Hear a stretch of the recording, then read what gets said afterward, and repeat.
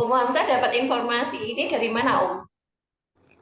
Dari grup itu, apa, dokter keluarga itu. Oh, sudah ada di grup dokter keluarga ya? Iya. Ya, baik. Dulu pernah ikut programnya? Sudah pernah apa belum? Eh, belum pernah, tapi ya masuk grup aja. Masuk grup aja. Ya, belum Ya, pernah ikut ujiannya. belum. Ya, baik.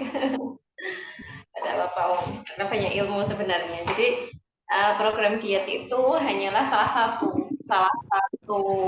produk kita yang insya Allah itu semuanya tidak lepas dari ilmuwan yang berdasarkan pengetahuan.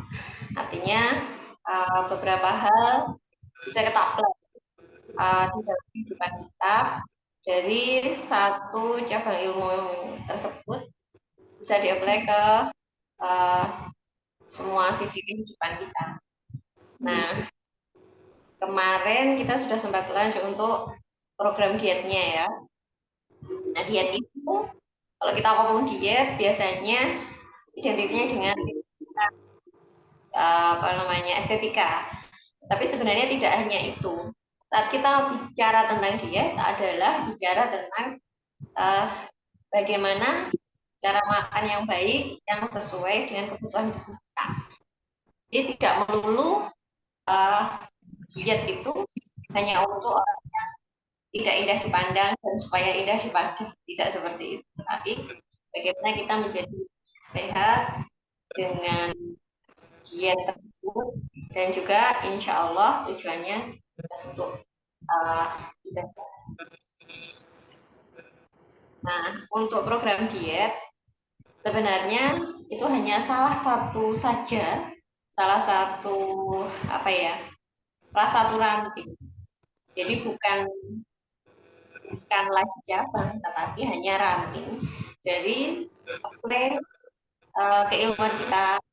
Insya Allah akan kita bahas mulai malam ini. Nah, untuk keilmuan holistik sendiri itu sebenarnya sangat luas dan lebih dikenal sebagai pengobatan imun. Padahal sebenarnya sumbernya akan tetap sama, yaitu Allah Subhanahu Wa Taala, yaitu yang maha ilmu, yang menurunkan ilmu tersebut. Jadi sebenarnya tidak ada kedokteran timur maupun kedokteran barat karena sumbernya sama. Hanya saja yang satu berangkatnya dari timur, yang satu berangkatnya dari barat, akhirnya dikenal dengan kedokteran barat. Padahal sumbernya itu ya tetap sama. Umu Hansa sudah bergabung di grup lain yang macam Gimana, Mbak? Nggak dengar oh lagi. enggak dengar. Yang kurang jelas. Ya, sudah pernah belajar tentang ilmu pengobatan kedokteran timur, semacam kayak bekam atau Ya, mungkin aku ya, kubur atau ya sedikit-sedikit baca-baca gitu. oh, ya. Atau malah terapis ini Om Hamzah ini. Nah, Mbak? Terapis bukan? Bukan, bukan. Oke. Baik. Yang lain ini ada Mbak Novita. Mbak Novita ini benar Mbak Novita Lodoyo apa Mbak Novita mana ini? Ya, Ludoyo. Betul. Iya. Lama tak jumpa. Sehat Mbak. Alhamdulillah sehat. Maaf, Mbak Lis. Mbak Lis, Dalam? anu ya, saya saya adiknya Mbak Rina. Mbak Rina. Rina. Oh, Umu Hamzah mereka adiknya Mbak Rina. Iya, Rina Oh, Masya Allah. Widikan. Iya, Oh, oke. Salam kenal, ya. Ini tadi iya, nggak kok belum on. iya. Iya, jadi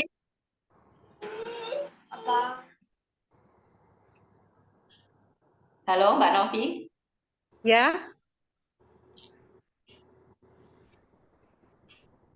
Oke. Mbak Novi, apa namanya, sudah beraktivitas kembali ya, puterannya sudah besar ya. ya, ya Mbak. Sekarang lagi sibuk keliling. Jadi ada pekerjaan tambahan. Alhamdulillah. Sudah bisa disambi. Oke, iya betul. Oke. Ya, alhamdulillah sudah bisa disambi, sehat semuanya. Insya Allah nanti akan bertambah. Saya sambil memang untuk Zoom itu kalau biasanya kita share jam 19.30 itu agak malam on-nya yang lainnya. Nah, kalau misalkan apa namanya uh, kita on time itu justru biasanya malah ini apa namanya belum siap karena di beberapa daerah itu isaknya itu lebih lambat. Biasanya kan di daerah Indonesia lebih barat sana, barat paling timur, timur ya, lebih timur itu biasanya akan uh, lebih malam.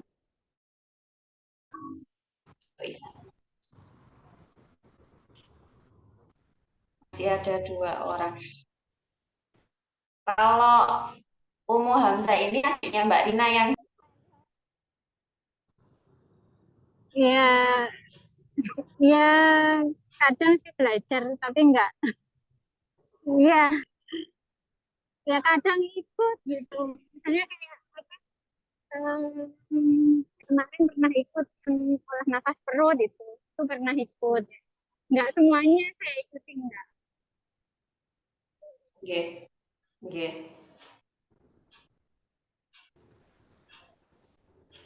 Enggak apa-apa, Mbak. Ya, artinya kan Iya, sudah pernah mengenal, iya, sudah pernah apa namanya iya, mempelajari. Jadi nanti tidak iya, terlalu sedikit-sedikit ya. lengah.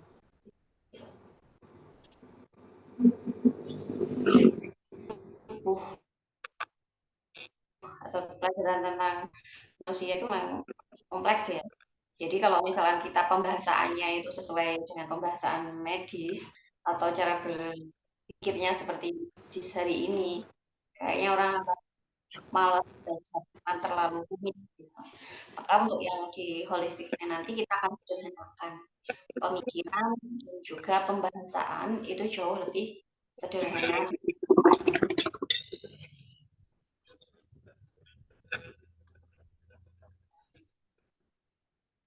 Assalamualaikum Bunda Yastina,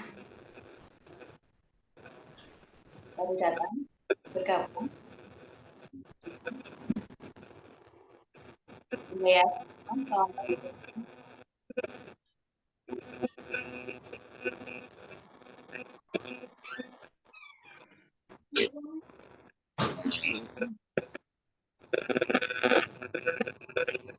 Assalamualaikum Oke. lagi di sini ya. Iya.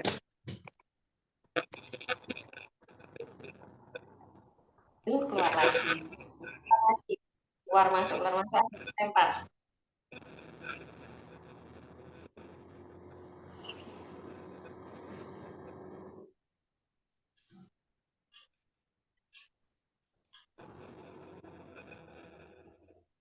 Baik, Mbak Novi atau Umu Hamzah mungkin ada yang mau ditanyakan sambil menunggu yang lainnya. Mumpung masih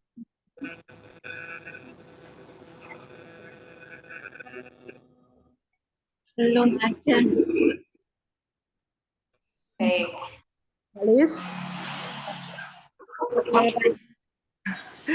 ini kebetulan yang kecil ada masalah sama kulit. Jadi kayak suletan gitu Mbak Lis. Itu gimana ya?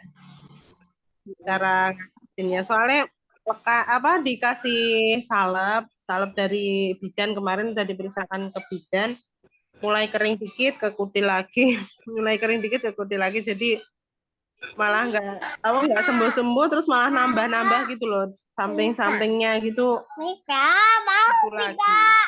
Telepon nggih. Banyak. Nggih. Itu apa kayak sing itu ya Mbak ya? Kayak yang ada airnya kayak luka bakar itu. Iya. Nggih. Jadi kayak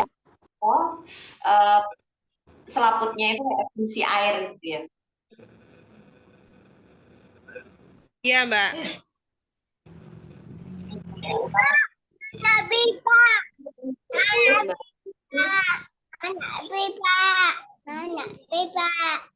Kulit itu misalnya Mbak untuk kulit itu yang tanggung jawab terhadap kulit sebenarnya adalah paru. Jadi kalau ada masalah di kulitnya biasanya itu masalah dengan energi di parunya kurang kuat atau bisa karena panas di pingpingnya, jadi kurang panas sehingga parunya tidak bisa mengalirkan oksigen sampai ke permukaan. Nah, kenapa kok jadi adalah sulatan seperti luka bakar yang cairannya itu biasanya kalau ada airnya begitu ya yang pasti kelembapannya jadi kayak kita di kaca itu kalau pagi hari atau habis hujan biasanya kan kayak ngembun lama-lama akan menjadi tetes air. Nah disitulah yang namanya air titik air terkumpul. Nah itu karena tubuhnya terlalu kelembapan apalagi kalau cuaca seperti ini. Kalau anak-anak itu jauh lebih mudah Mbak, itu coba dicek asupannya yang mengandung banyak cairan yang bersifat lembab dan dingin, coba dievaluasi, dicek lagi apakah masih ada yang masuk. Kalau masih ada yang masuk berarti dikurangi, kemudian diganti dengan makanan yang menunjang atau membantu menurunkan panas tubuhnya. Nah, biasanya kan anak-anak ini belum tahu ya apa yang maksudnya belum diarahkan. Nah, monggo dievaluasi kira-kira apa yang sering dikonsumsi yang memang bersifat lembab dingin. Apa Yakult itu termasuk yang lembab dingin itu, Mbak Lis? Rasanya gimana Mbak Novi? Kalau rasanya kan asam manis gitu kan? Iya. Rasa asam itu berkarakter dingin kering. Dingin. Ya. Jadi apapun yang rasanya asam itu karakternya. Okay. Nah kalau ya mungkin ya kan kita ngomongin merek nggak apa-apa ada yang endorse. Maksudnya macam minuman tersebut itu sebenarnya baik jika sekali lagi diminumnya dalam kondisi yang pas dan dalam jumlah yang pas juga. Jadi kayak itu akan sangat direkomendasikan kalau cuacanya panas terik seperti beberapa periode yang lalu itu kan panas sekali. Nah itu nggak apa-apa konsumsi yang seperti itu gitu. Kemudian mungkin minuman yang lainnya kayak susu mungkin atau jus atau apa gitu. Selain yang merek itu tadi gitu.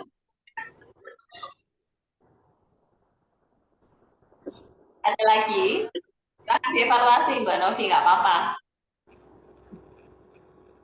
Iya Mbak, ya. Kalau sayurannya gimana? Sayurannya yang masuk, maksudnya makanan yang masuk. Malah sering yang kering-kering, jarang berkuah. Ambil Ami ya. Ami Mas. Gimana, Mbak? Ya. Baik, saya teruskan sebentar ya sedikit. Bahwa rasa asam itu biasanya itu membawa karakter yang dingin kering. Nah, kalau dikonsumsi terus-menerus setiap hari dan dalam jumlah yang memang tidak berlebihan dari kebutuhan tubuh, biasanya itu akan menyerang organ bawah, organ vital bawah, yaitu beban di ginjal. Maksudnya begini, ya, jadi tubuh kita kan dibelah nih, dibelah dari pusar, ini kan yang paling mudah ya.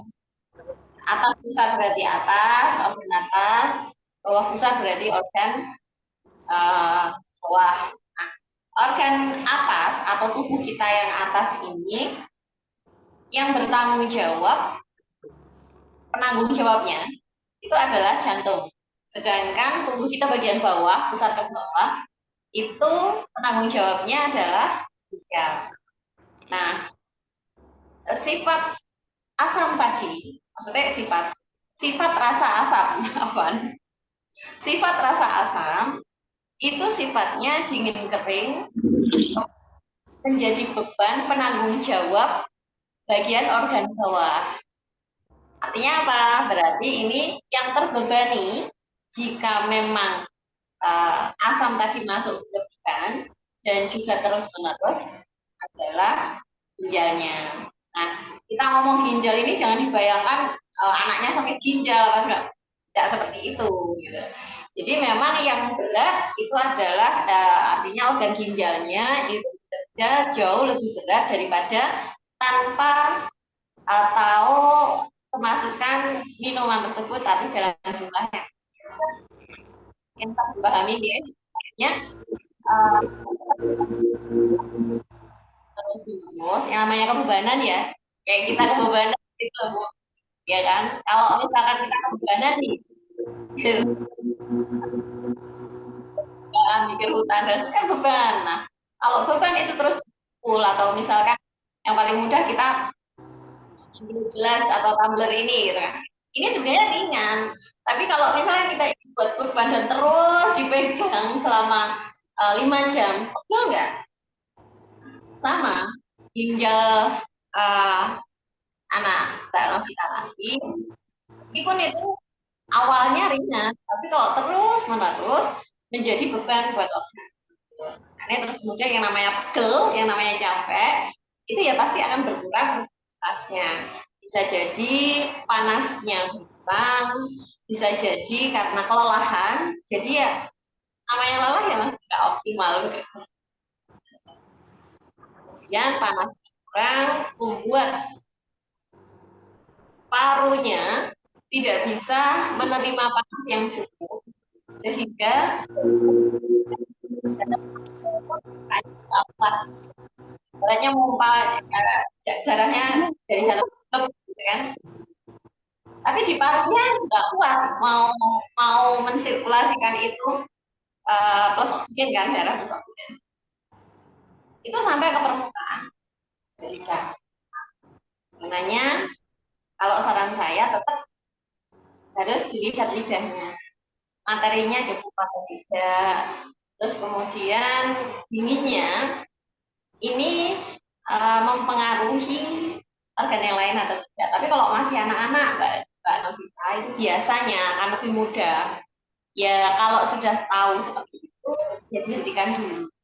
Gitu. Terus kemudian kalau anaknya rewel, gimana? Diganti dengan minuman yang sifatnya kebalikannya. Jadi kalau sifat asam itu kan dingin kering. Nah maka monggo dikasih minuman yang sifat atau karakternya itu hangat atau ya hangat ya, hangat. Kemudian yang dia suka, jangan sampai salah ya. Artinya nanti diganti teh sama juga gondrong. Jadi teh itu juga sama sifatnya diuretik malahan, terus kemudian dia juga sifat lebih eh, apa namanya sifatnya dingin. Jadi tidak direkomendasikan untuk dikonsumsi terus-menerus dalam jumlah yang besar. Jadi lebih amannya kalau untuk anak-anak ya sekali lagi kita lihat di sini kalau memang masih panasnya masih cukup, ya cukup dihentikan aja, dialihkan ya. Tapi kalau memang butuh pengobatan, ya tetap lihat dulu. Nanti ya Mbak Novi. Baik, ada yang baru Mbak Lita, terus kemudian ada Siti Hasrawati. Insya Allah dari Kabupaten Pulau Taliabu, Maluku Utara. Masya Allah. Salam kenal Bu Siti, Bunda Siti Hasrawati. Kemudian ada Mbak Imar. Ini Mbak Imar yang dari Jawa Barat itu apa bukan ya? Insya Allah. Silahkan di Iya on. Mbak, ini Mbak Lis ya? Alje.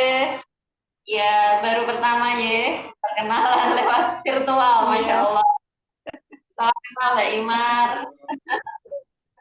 Ya, sehat ya Mbak Imar? Ya, salam kenal. Alhamdulillah. Baik, Mbak Imar ini dokter hewan apa bukan ya? Saya lupa-lupa ingat.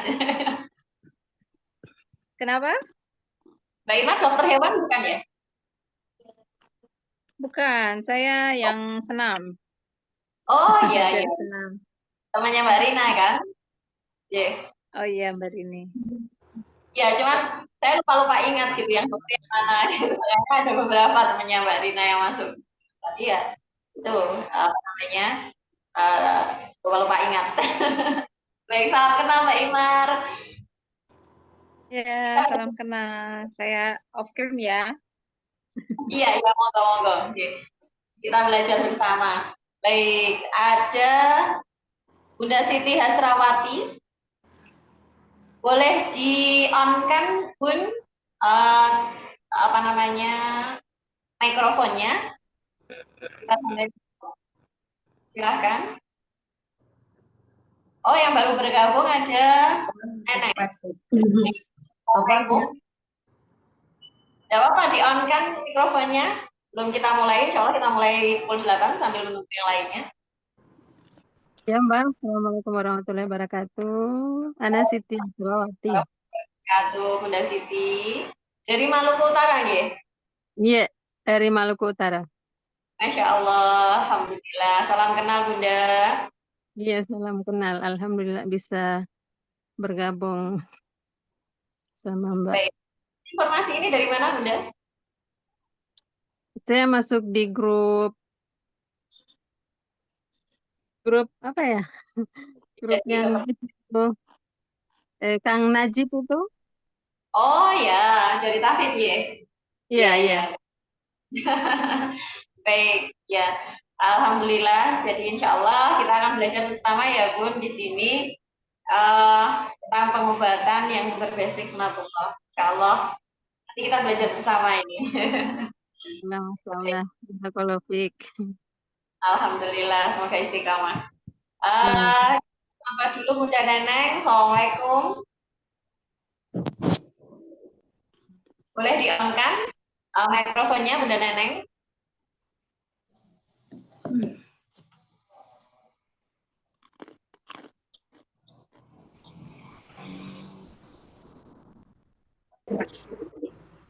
Assalamualaikum. Oh, ini hostnya baru bergabung nih. Dimulai jam 8 aja ya. Sebentar lagi, insya Allah kita mulai. Maaf masih trouble tadi HP ini. Ini terpaksa pinjam ini. Kan udah nggak update. Baik. Nggak tak cek. Baik. Santai kan? Kita santai aja dulu. Masih ada beberapa orang yang bergabung sama kita. Insya Allah kita mulai pukul 8 aja. Kita kan ini konsepnya belajar bersama.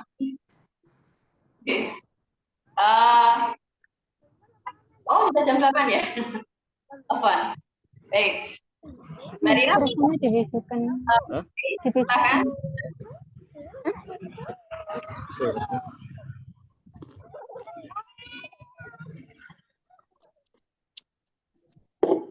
Silakan dimulai, Mbak Rira. Nah, sambil menunggu yang lain biar yang lama menyusul.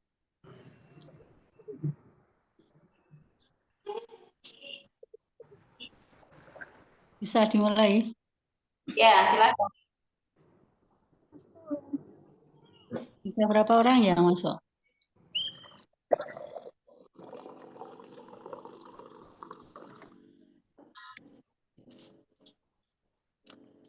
Sudah ada yang masuk berapa orang ini? 10, enggak apa-apa. Sambil menunggu yang lain. Mulai aja, Mbak. Oh, maaf ya sebelumnya. Bismillahirrahmanirrahim. Assalamualaikum warahmatullahi wabarakatuh.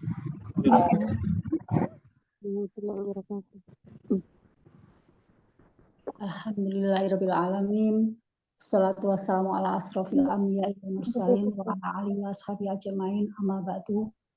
Syukur alhamdulillah kita panjatkan kehadirat Allah Subhanahu wa taala yang mana pada malam hari yang berbahagia ini kita masih diberi kesempatan oleh Allah untuk bertemu di sini di dalam acara seminar ya.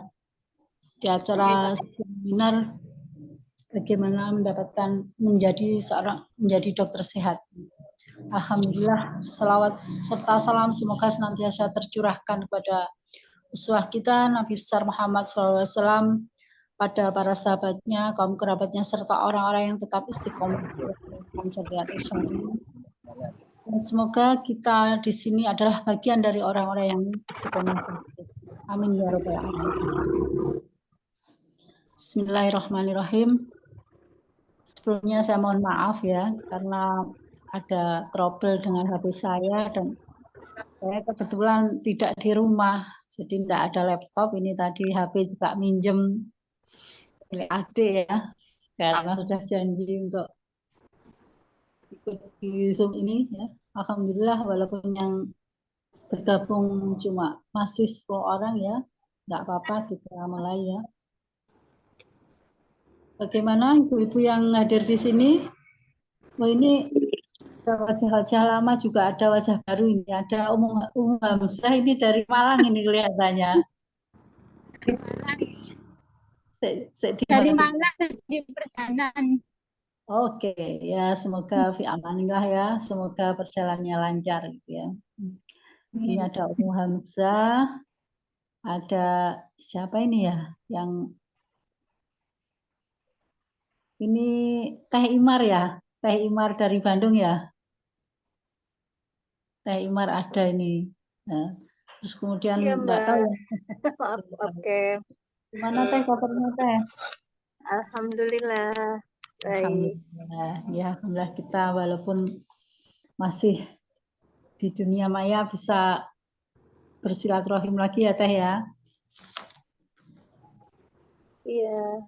Ya, alhamdulillah. Ya. Ini kayaknya juga ada yang jauh-jauh ya. Ini ada yang dari Malut ya. Oh, masih belum on ini. Iya, dari Maluku Utara, Mbak. Wah, alhamdulillah. Ya. Jauh-jauh ya. Sekarang rasanya tidak ada yang jauh dengan adanya jet-jet ini ya. Maluku Dengan Utara udah jam 10. Iya. Dengan HP ini dunia bisa kita genggam. Insya Allah seperti itu. Tentunya apa ya, dengan kita ambil kebaikan, dari sisi kebaikannya insya Allah akan bermanfaat. Jadi mungkin ibu semuanya, bunda-bunda semuanya, Umi, kemudian Uma, mungkin ada yang di sini ya, semoga sehat semuanya ya. Dan nanti bisa mengikuti Zoom yang akan berlangsung dan sampai terakhir nanti ya insya Allah. Sebenarnya di sini saya kalau jadi host itu belum luwes mungkin ya, tetapi testimoni sebenarnya.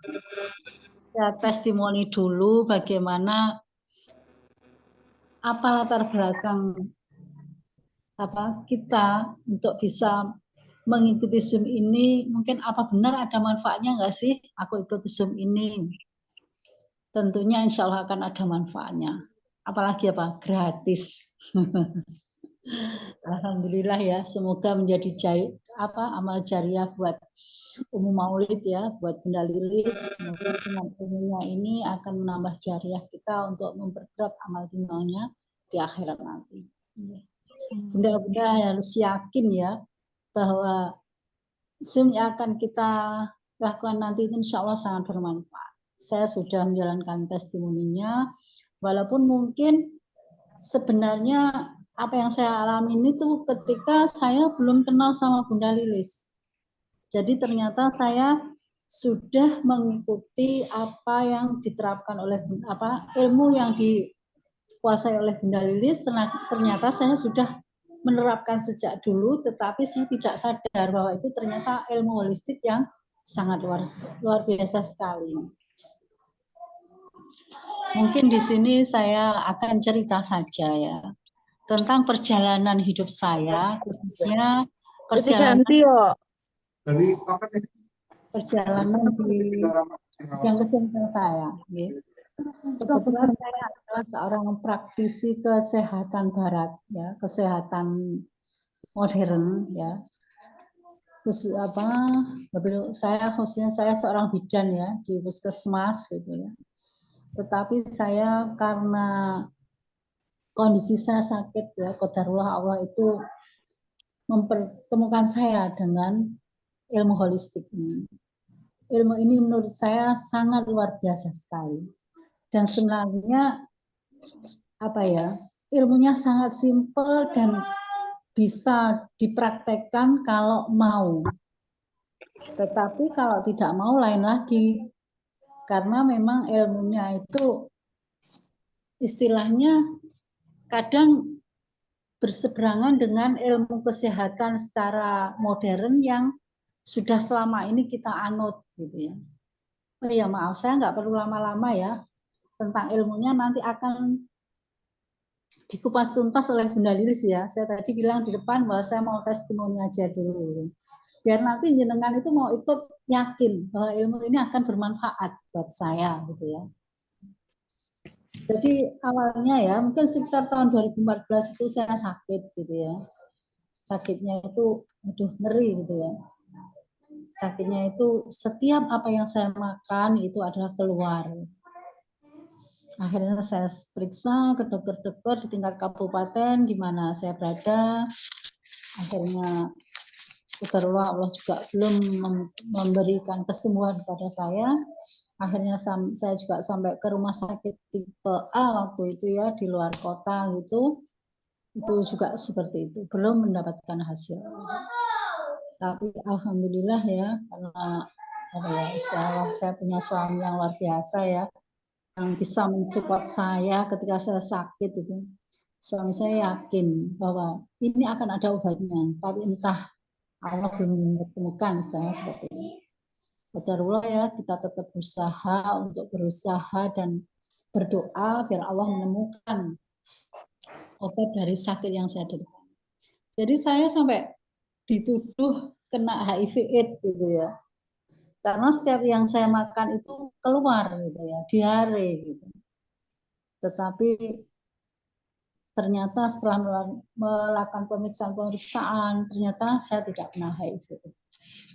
Karena memang saya seorang praktisi kesehatan ya, seorang bidan, mungkin sekali kalau saya harus ketularan dengan pasien-pasien saya, itu saya mungkin sekali gitu ya. Tetapi alhamdulillah tidak terjadi. Dan akhirnya dokter waktu itu menduga saya adalah kena kanker kolon. Waduh, rasanya didiagnosa kena kanker itu bagaimana jenengannya? Seandainya didiagnosa kena kanker gitu kira-kira. Terus Anda adalah seorang ibu dengan 4 orang anak gitu. Kira-kira gimana pikiran Anda? Shock.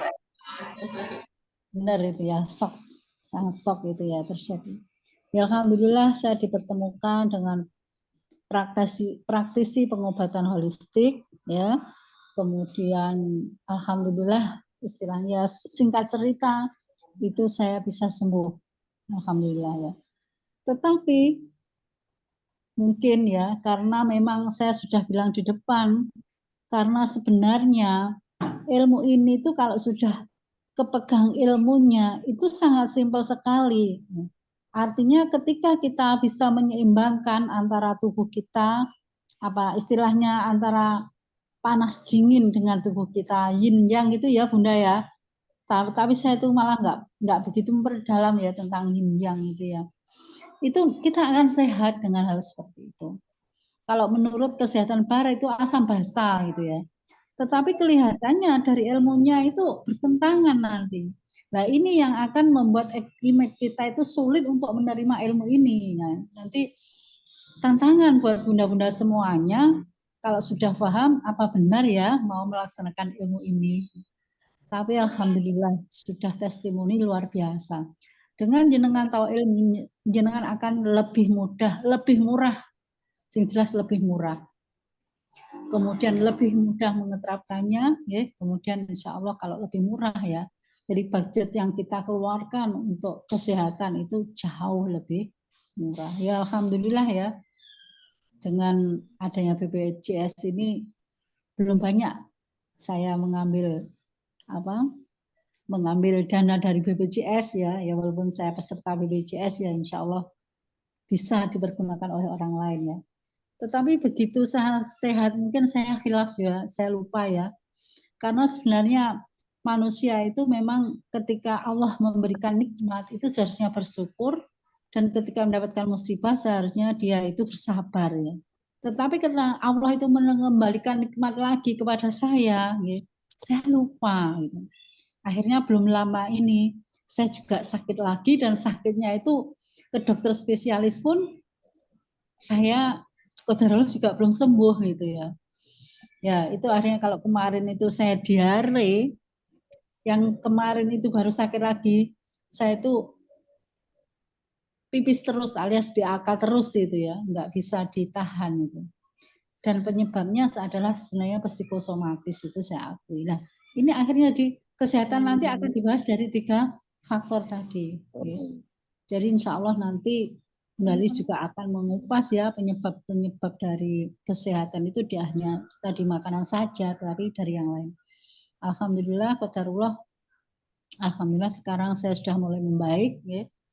Akhirnya saya bisa gabung di sini dan untuk memberikan testimoni, kemudian juga memberikan ilmu juga dari apa yang sudah saya peroleh, khususnya dari terapi saya yang dulu juga. Ini juga adalah terapi saya yang sekarang ya. Alhamdulillah kami masih dengan terapi yang dulu pun masih juga berhubungan dengan Bunda Lilis juga seperti itu. Kita terus update ilmu ya Bunda ya tentunya Bunda Lilis. Ya, sama-sama belajar Mbak Lilis. Ya. Alhamdulillah ya, mungkin saya tidak banyak ya untuk testimoni pada malam hari ini. Tentunya bunda-bunda semua akan penasaran ya, apa sih ilmunya dari Bunda Lilis ini sampai Bunda Lilis berani membuat judul Zoom malam hari ini dengan menjadi dokter di keluarga sendiri. Ini kan sangat luar biasa kalau memang jadi dokter gitu ya. Itu aja ya. Mungkin testimoni saya seperti ini. Semoga ibu-ibu semuanya, bunda-bunda semuanya semangat untuk mencari ilmu yang insya Allah sangat bermanfaat. Semoga Bunda Lilis silahkan. Baik, ya. Terima kasih dari semuanya. Baik. Baik ya, sudah pukul 8:15. Kita mulai saja nih belajar kita malam ini. Bismillahirrahmanirrahim. Mukadimah derek ngajeng. Bagi yang di luar Jawa, mukadimahnya ikut yang di depan, ikut Mbak Rina tadi maksudnya. Baik. Semoga ilmu kita yang akan kita pelajari malam ini bermanfaat dan juga berkah ya, sehingga bisa kita aplikasikan dalam kehidupan sehari-hari.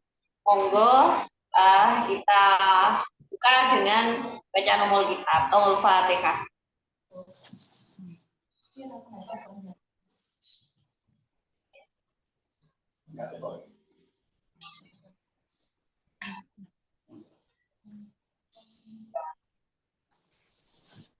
Baik.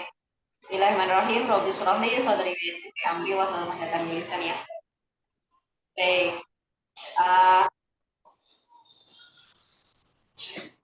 Alhamdulillah ada 13 orang yang bergabung bersama kita. Insya Allah tidak ada ikhwannya ya, aman untuk on cam. Tapi yang bersedia mawon, kalau lebih nyaman off cam silahkan. Baik, kita mulai saja bahwasanya ilmu tentang menjaga kesehatan keluarga yang di situ di flyernya kita beri judul menjadi dokter keluarga. Nah, artinya sebenarnya kita mengambil judul ini hanya memberikan sebuah gambaran bahwasanya menurut kita masyarakat di Indonesia, seorang dokter itu adalah tugasnya menangani penyakit atau menangani atau bertanggung jawab terhadap sebuah kasus kesehatan di masyarakat kita. Nah, artinya apa? Judul menjadi dokter keluarga itu adalah bagaimana kita sebagai seorang ibu, seorang istri yang perempuan ya, karena ini perempuan semua, bagaimana bisa menjaga kesehatan keluarga kita sehingga di dalam keluarga kita itu kita double fungsi, bukan double ya, banyak fungsi ya. Itu juga sekaligus sebagai pengobat jika keluarga kita mengalami gangguan kesehatan. Nah, apabila kita mengetahui ilmunya, maka untuk beberapa hal kita akan bisa mencegah dan juga menyelesaikan kasus kesehatan keluarga yang seringkali terjadi di dalam keluarga kita. Itu satu.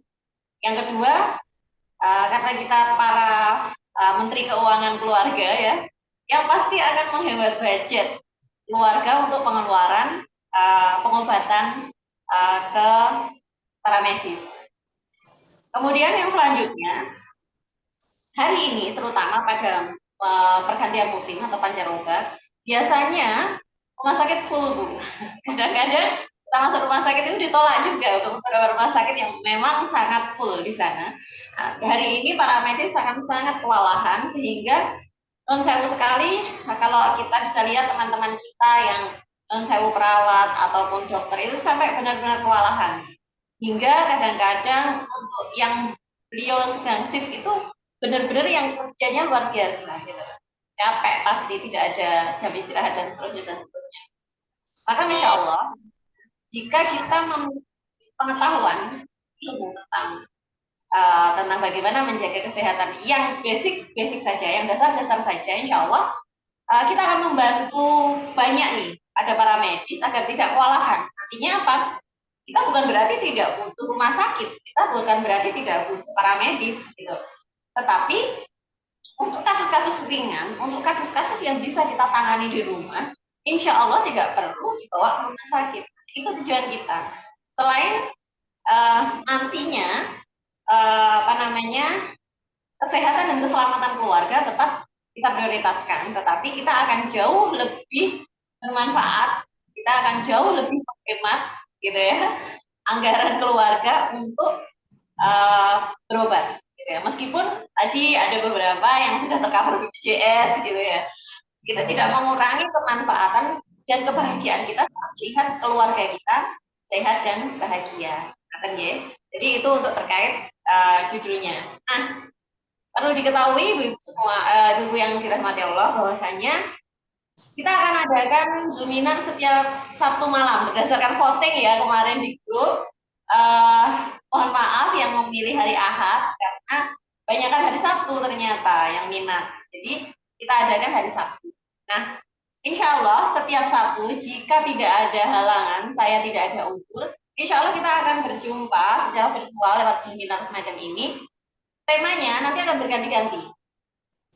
Bisa jadi penjenengan minta temanya tentang apa gitu. Jadi nanti kita akan buatkan. Nah, kalau malam ini karena memang sekarang cuaca sedang seperti ini, maka kita angkatlah tema bahwasanya menghadapi musim penghujan. Meskipun agak apa nih? Harusnya ini ilmu ini kita pelajari beberapa periode atau beberapa saat sebelum musim hujan tiba agar kita ada persiapan ya. Tetapi qadarullah biidznillah kita bisa berkumpul dan berjumpanya hingga belajar tentang ilmu ini baru malam ini.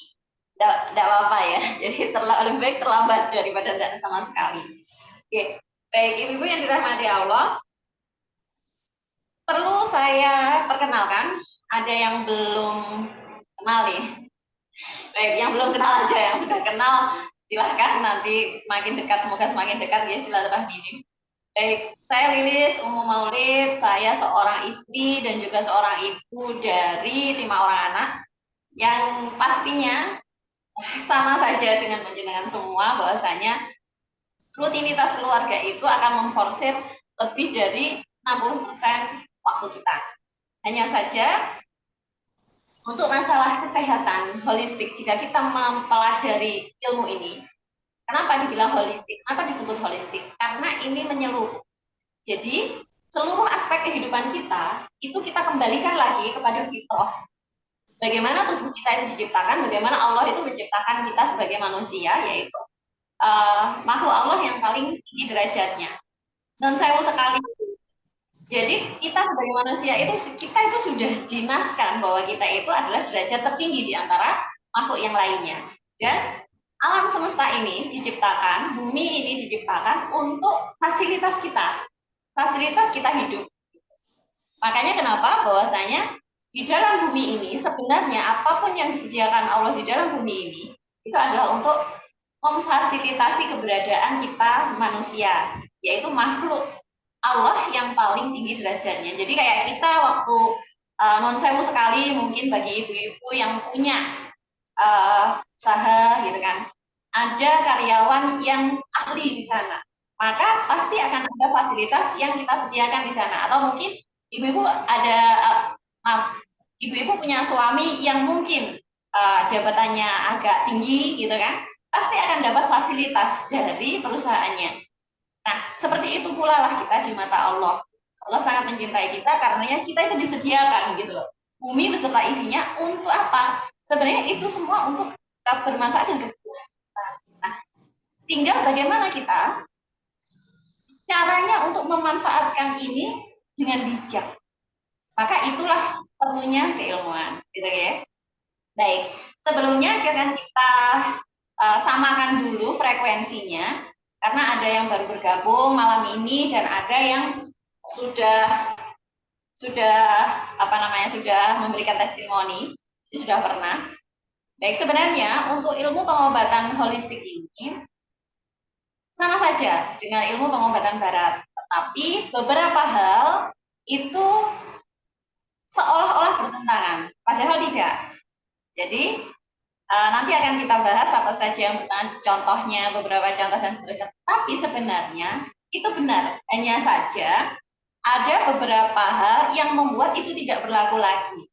Tetapi jika kita berpegang kepada sunatullah, berpegang kepada fitrah, bagaimana Allah itu menciptakan kita, insya Allah tidak akan menzalimi hambanya kecuali hamba itu sendiri yang menzalimi dirinya sendiri. Insya Allah seperti itu. Jadi kalau kita sudah kembali lagi kepada fitrah Allah, kembali kepada sunatullah bahwa Allah itu maha adil, Allah itu maha kasih, Allah itu maha cinta, insya Allah tidak akan ada yang tabrakan.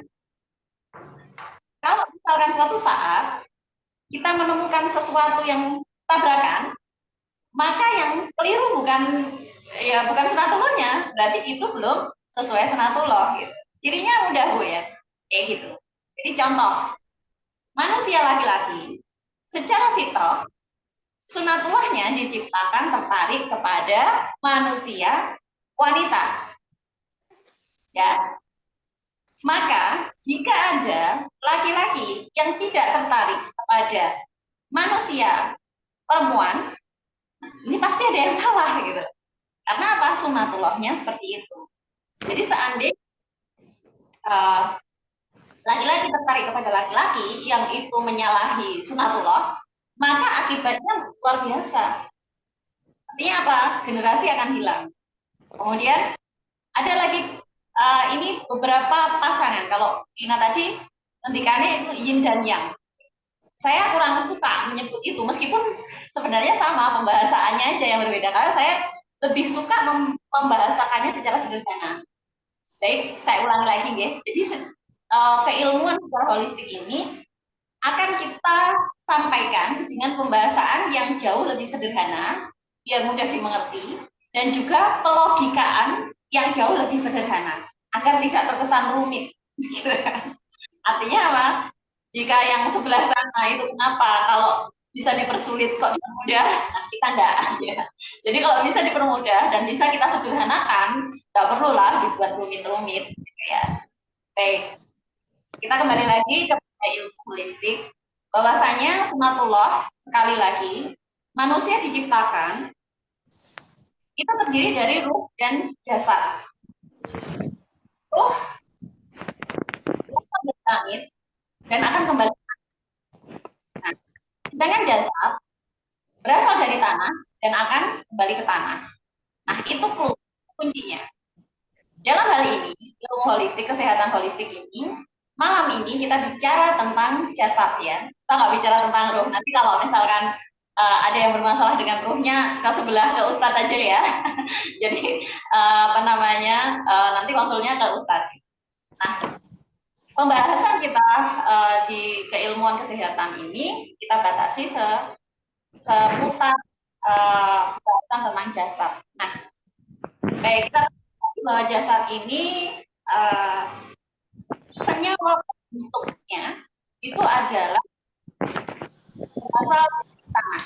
Coba sambil kita amati, adakah di sekeliling kita, ataukah adakah Bunda menemukan makanan yang kita makan itu tidak berasal dari tanah?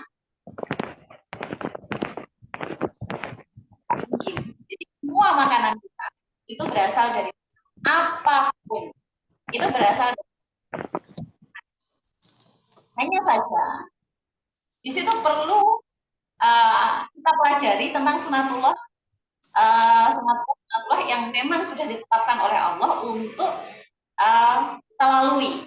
Contohnya adalah seperti zat-zat yang perlu dibutuhkan oleh tubuh kita, semacam kayak zat besi, kemudian ada zinc, ada mangan, ada dan seterusnya. Itu tubuh kita kan memerlukan, Bunda. Tetapi jika itu langsung diambil dari tanah, tanahnya kan juga ada kandungan zat-zat tersebut. Jadinya gimana? Gitu. Maka itulah sunatullah, bahwa zat-zat tersebut yang ada di dalam tanah itu tidak bisa langsung dimanfaatkan atau langsung diambil oleh kita sebagai manusia. Tetapi zat-zat tersebut akan diserap oleh akar tumbuhan. Nah, setelah itu akar tumbuhan mengolahnya menjadi daun, menjadi buah. Gitu kan. Allah ciptakan daun dan buah untuk makanan siapa? Untuk makanan bisa jadi manusianya langsung atau lewat hewan dulu. Jadi dimakan hewan dulu, kemudian hewannya kita makan. Nah, Masya Allah gitu. Itulah kebesaran Allah dan bentuk kasih sayang Allah bagaimana kita itu dijaga sedemikian rupa untuk mencukupi kebutuhan tubuh kita. Jadi hati-hati sekali ya Bunda. Jika kita menganalisa sesuatu atau sesuatu kasus gitu ya, itu hanya berdasarkan kandungan saja. Misal, yang lagi viral nih, misal kekurangan zat tertentu, ya. Kemudian boro-boro bahwa di dalam buah ini ada zat tersebut, maka makanlah banyak-banyak, gitu kan? Atau kemudian di dalam tanaman ini mengandung zat tersebut, kemudian konsumsilah banyak-banyak. Nah, itu yang patut kita waspadai. Karena apa? Kita harus kembalikan lagi kepada sunatullah. Artinya apa? Allah itu maha adil. Jadi kalau misalkan kita hanya berpikirnya pada konteks manusia membutuhkan zat A dan kemudian ketemu benda herba, tanaman ataukah buah yang kemudian mengandung zat A tersebut, kemudian kita kita konsumsi begitu saja, oke, bahwa kebutuhan terhadap zat tersebut terpenuhi. Nah, pertanyaannya, apakah kasus yang timbul akibat kekurangan zat tersebut bisa serta-merta terselesaikan begitu saja? Belum tentu. Ya. Jadi, kembali lagi ke sunatullah. Jika sunatullah kita tetapkan, kita terapkan, insya Allah hal-hal yang seperti tadi akan kita solusikan. Jadi, apa yang kita pikirkan itu akan terselesaikan. Nah, maka sebenarnya di dalam ilmu holistik ini kajian ya. Kalau saya bilang ini kajian. Jadi apapun ilmu yang itu membenarkan apa yang Allah firmankan dan juga Rasulullah sabdakan, itulah ilmu yang sebenar-benarnya dan ilmu yang harus kita yakini kebenarannya. Karena apa? Jika itu bertentangan, maka kira-kira nih, yang salah hadisnya ataukah otak manusianya? Yang patut kembalikan lagi. Nah, kembali lagi kepada jasad. Bahwasanya jasad manusia semua makanannya itu berasal dari tanah. Kita kembalikan lagi, tanah ada di mana? Tanah itu ada di alam semesta ini, ada di. Nah, ibarat kata pelogikaannya nih, yang paling sederhana. Saat kita punya ikan di akuarium, atau kita mau miara ikan nih, kita punya akuarium gitu kan. Saya ingin miara ikan. Perlu belajar nggak bagaimana kehidupan ikan itu? Jadi seandainya nih ikan kita tanpa ilmu, ya udah kita punya akuarium, terus kemudian dicemplungin gitu aja. Kira-kira hidup nggak, Bu? Kalau hidupnya mungkin, tapi berapa lama hidupnya, itu yang kita belum tahu. Karena apa? Apakah dia nyaman hidup di situ? Apakah dia bahagia hidup di situ? Apakah dia bisa bertahan hidup dengan situasi akuarium kita? Itu yang bukan ilmu. Gitu juga dengan manusia. Kita hidup di bumi, maka bagaimana caranya agar kita itu bisa hidup senyaman mungkin, kemudian sebahagia mungkin di bumi ini kalau kita tidak mengetahui keilmuan tentang bagaimana alam semesta ini, bagaimana ilmu tentang bumi ini. Jadi singkat ceritanya bahwasanya tubuh kita, kalau kita mau bicara tentang tubuh kita bicara tentang makanan kita yang berasal dari tanah, maka kita bicara tentang ilmu bumi. Bicara tentang alam semesta. Nah, oke. Sambil kita pelan-pelan nih Bun ya, pelan-pelan. Sambil kita pelan-pelan nih, bahwa di bumi kita ini akan selalu berpasangan. Ada malam, pasti ada siang. Kemudian melahirkan apa? Masa. Jadi saat ada malam, kemudian ada siang, akan melahirkan masa. Ada jantan, ada betina yang menghasilkan generasi. Nah, sama aja tadi. Ada laki-laki, ada perempuan, menghasilkan generasi. Kalau jeruk makan jeruk, itu nanti generasi akan punah, gitu kan. Nah, makanya dan banyak hal lagi yang memang Allah ciptakan itu berpasangan. Nah, ini yang Bu Lina tadi sebut yin dan yang. Sebenarnya prinsipnya adalah berpasangan itu tadi. Tetapi kalau saya nanti pembahasannya pakai bahasa Cina kayaknya tipu ya nanti karena rumit gitu kan. Makanya saya lebih suka pembahasannya pakai bahasa Indonesia atau bahasa Jawa gitu aja, logika-logika yang sederhana. Baik.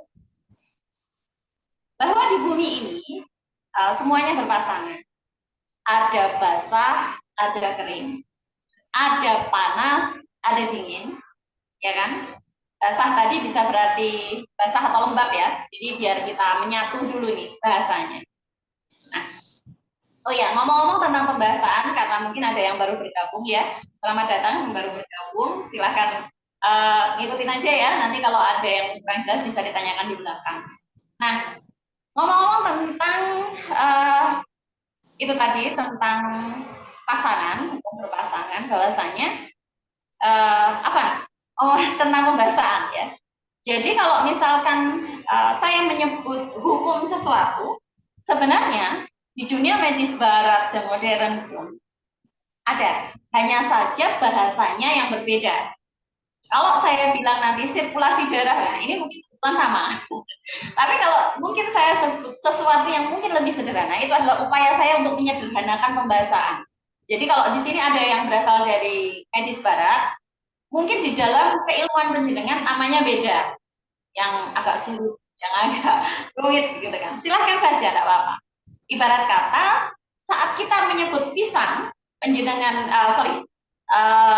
Bu Rina mungkin menyebut banana, kemudian mungkin orang di Eropa menyebut apa lagi, tapi intinya kan sama, yaitu pisang gitu kan.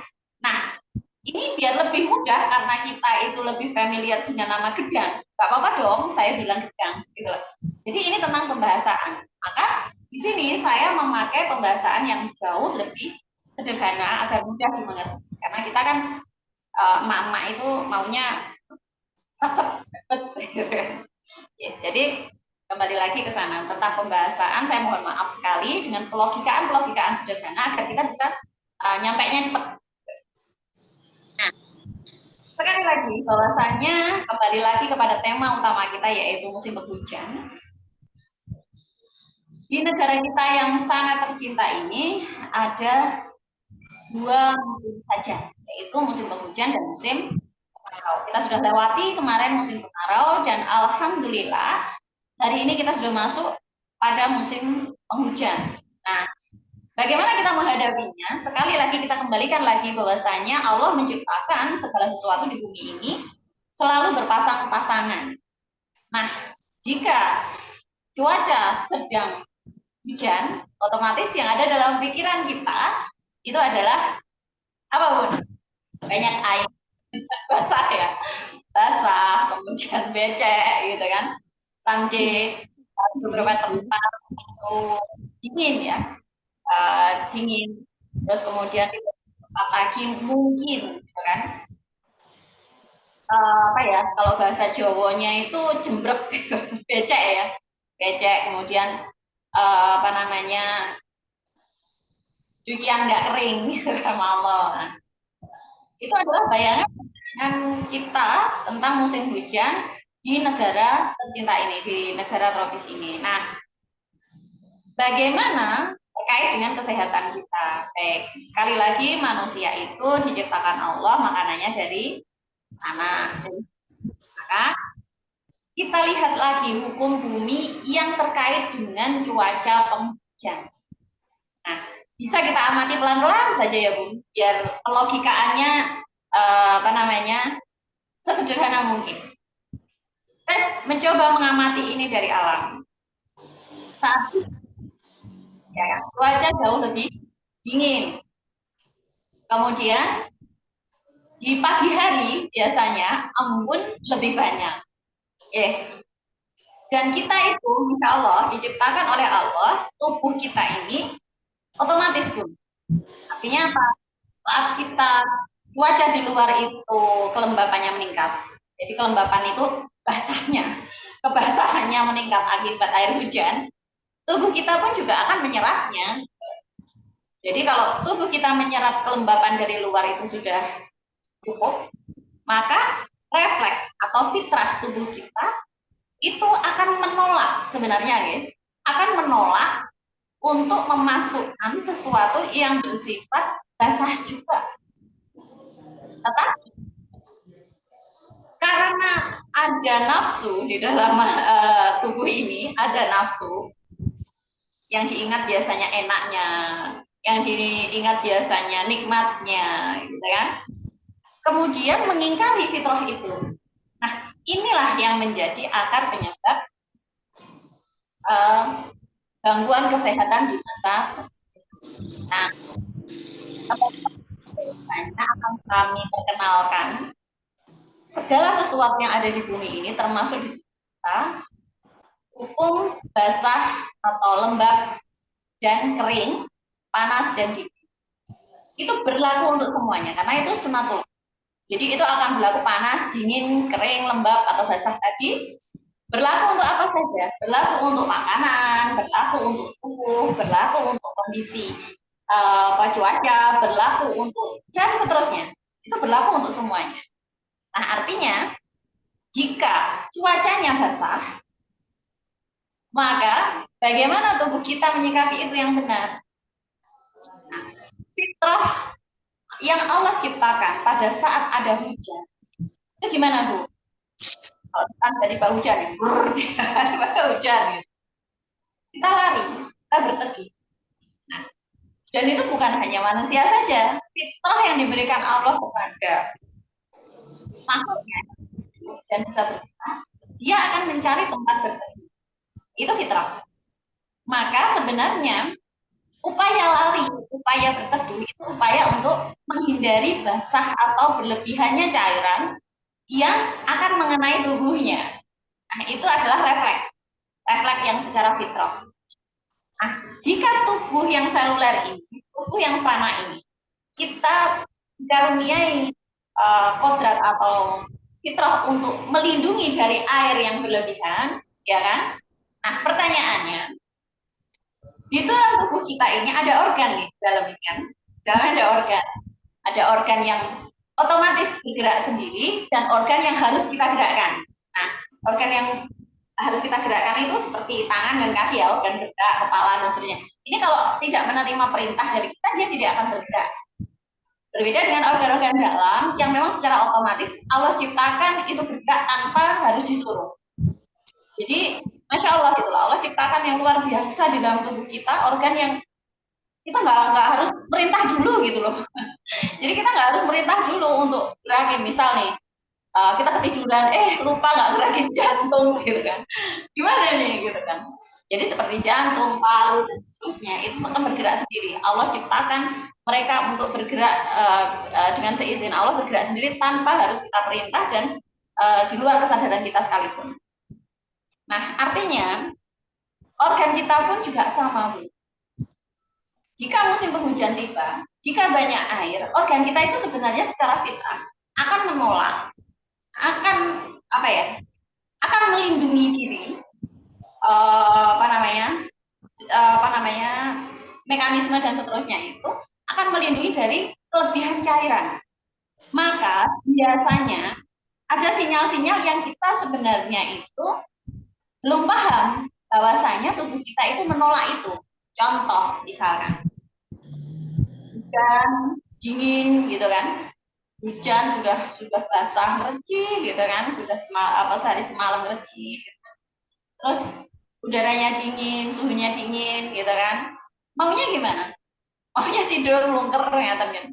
Seandainya dalam situasi seperti itu kita disuguhi es, mau nggak?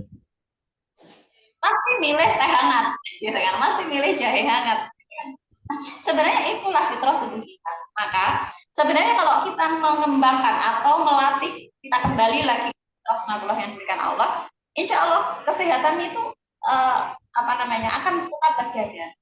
Jadi contoh, kalau musim penghujan tiba, Allah datangkan air yang luber-luber gitu. Baik itu nanti dari selokan, kemudian dia terus mengalir sampai ke sungai kecil ya. Sungai kecil kemudian jadi sungai besar. Nah, sungai besar kemudian ke laut gitu kan. Artinya airnya Allah datangkan air yang banyak. Sungai pun jadi lebih tinggi permukaannya, meluap, meluber, kolam-kolam juga akan meluber, gitu kan?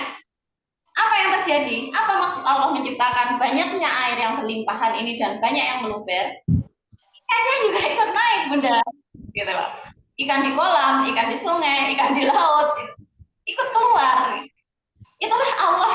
Masya Allah, Allah maha mencintai kita. Allah maha memberi dengan pemberian yang terbaik.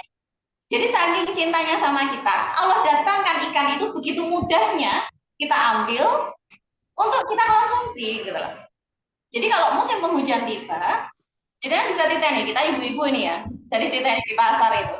Ikan, insya Allah ikan laut ya. Kalau ikan air tawar karena sudah ada campur tangan manusia untuk budidaya dan seterusnya, maka harga itu bisa dikendalikan oleh pulang.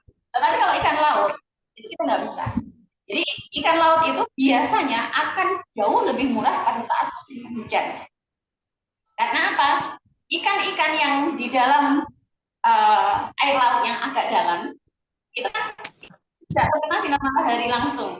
Hembusannya sinar matahari itu cuma sedikit. Maka yang di dalam laut itu dia akan cenderung naik karena dingin.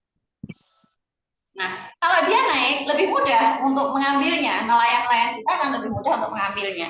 Nah, yang kecil-kecil dia akan mencari ke permukaan, mencari sinar matahari karena apa? Cuacanya dingin. Ya pun kedinginan kan nggak mungkin nih ikannya itu akan pakai jaket gitu kan. Pasti setelah refleks dia akan nyari sinar matahari untuk menghangatkan tubuhnya. Maka dia akan naik ke permukaan laut. Karenanya nelayan-nelayan kita akan jauh lebih mudah untuk ambil ikan.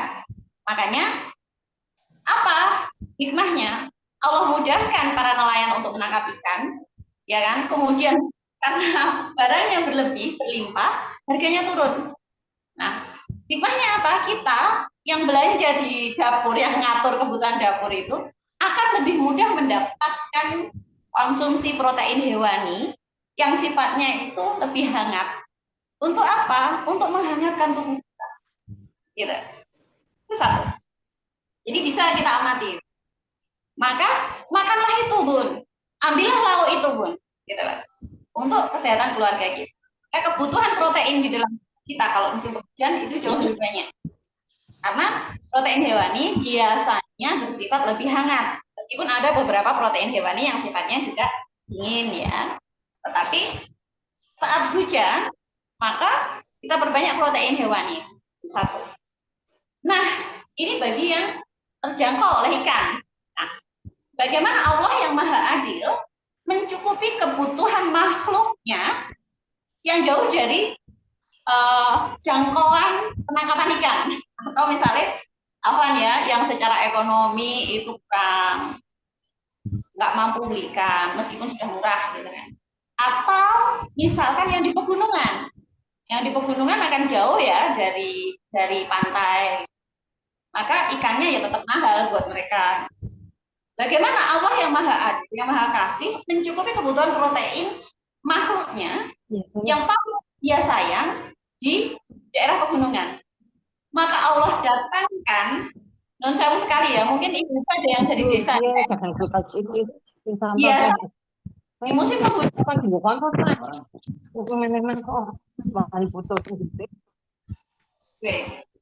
Biasanya di musim penghujan itu buah-buahan itu banyak yang busuk, betul kan? Nah, busuknya buah-buahan kemudian banyak kayak ini ya benar, apa namanya? Ulat buah. Sayuran pun juga busuk dimakan ulat. Nah, hikmahnya apa? Allah secara tidak langsung memberikan pelajaran kepada kita, udah jangan banyak-banyak makan buah sama sayur karena apa? Itu jatahnya bagiannya ulat gitu. Nah, kenapa Allah ciptakan itu banyak ulat gitu kan di musim penghujan? Agar ayam dan hewan ternak yang lainnya itu memakan ulat gitu sebagai sumber protein hewaninya.